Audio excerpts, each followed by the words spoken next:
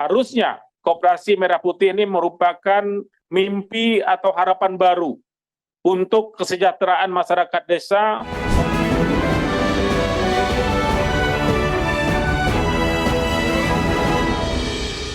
Komisi 5 DPR RI meminta Kementerian Desa dan Pembangunan Daerah Tertinggal mengawal keberadaan Koperasi Desa Merah Putih agar mampu menjadi kekuatan baru dalam membangun desa-desa di tanah air.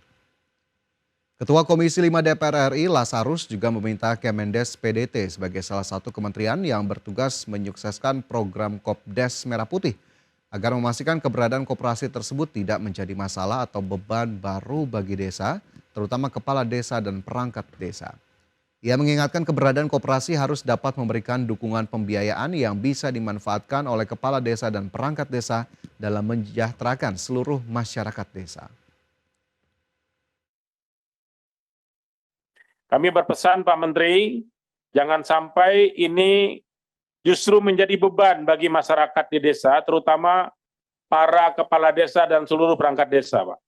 Ya, harusnya Koperasi Merah Putih ini merupakan mimpi atau harapan baru untuk kesejahteraan masyarakat desa, memberi dukungan kepada kepala desa untuk mesejahterakan masyarakat desa dengan dukungan pembiayaan yang disiapkan nanti oleh koperasi.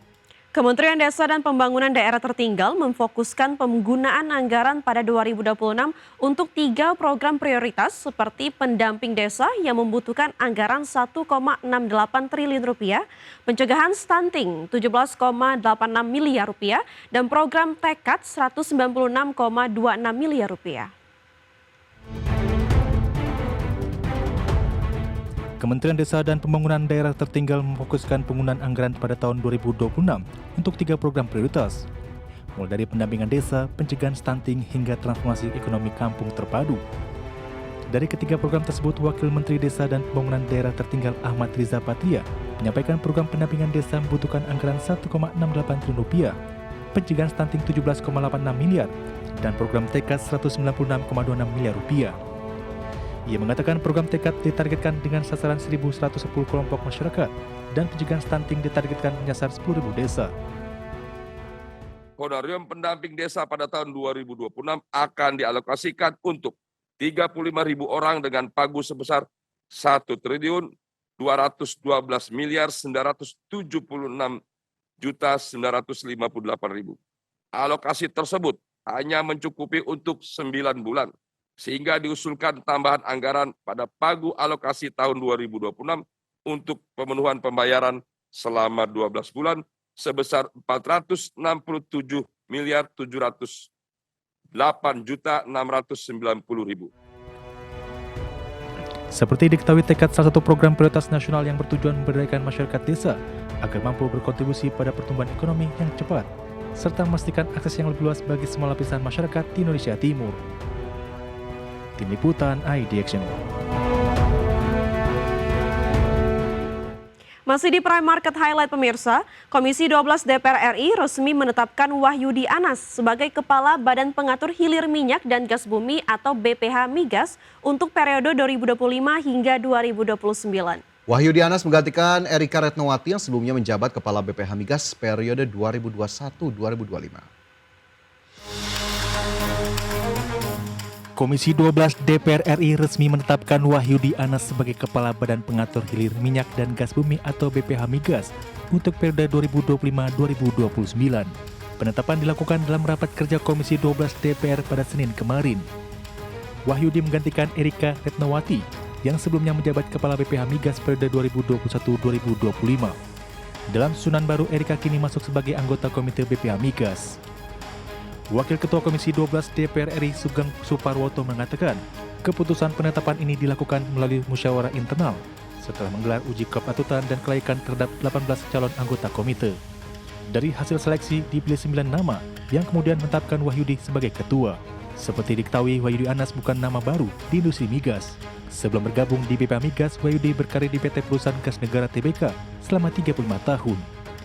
Dari Jakarta, Tim Liputan IDXN. Keinformasi lainnya pemirsa, pemerintah menargetkan transaksi Hari Belanja Online Nasional atau Harbolnas mencapai 35 triliun rupiah di akhir tahun ini. Pemerintah berharap Harbolnas akan menjadi momentum untuk meningkatkan daya saing UMKM dan mendorong daya beli masyarakat. Pemerintah menargetkan nilai transaksi di Hari Belanja Online Nasional yang akan digelar pada 10 hingga 16 Desember 2025 dapat mencapai 35 triliun rupiah, naik dari capaian Harbolnas pada 2024 yang menembus 31 triliun.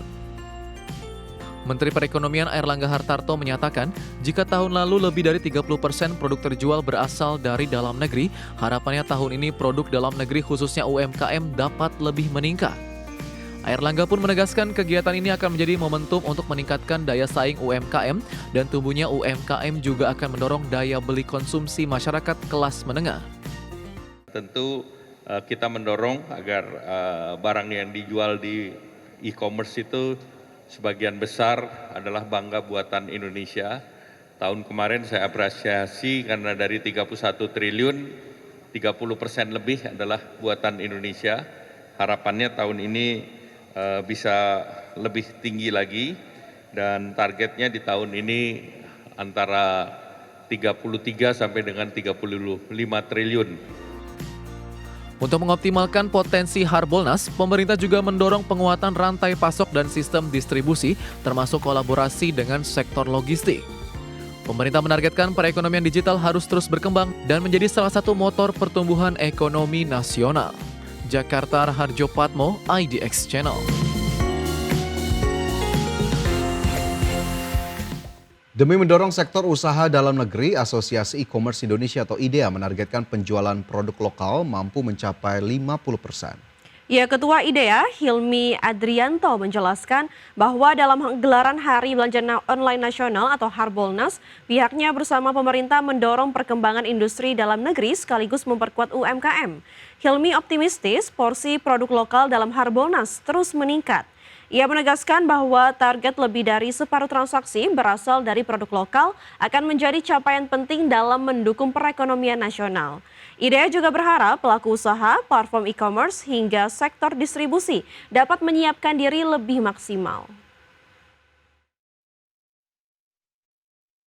Produk-produk lokal kita targetkan memang di lebih dari 50% dari Harbolnas di tahun ini bisa mencapai produk-produk lokal. Dan kita berharap Road to Harbolnas yang kita siapkan sejak September ini bisa menjadi jalan yang lebih baik untuk persiapan kita di Harbolnas, sehingga baik dari segi pelaku usahanya maupun juga dari platform e-commerce serta dari para UMKM itu bisa bersiap untuk kemudian meningkatkan dari sisi promosi maupun juga dari sisi ketersediaan barang.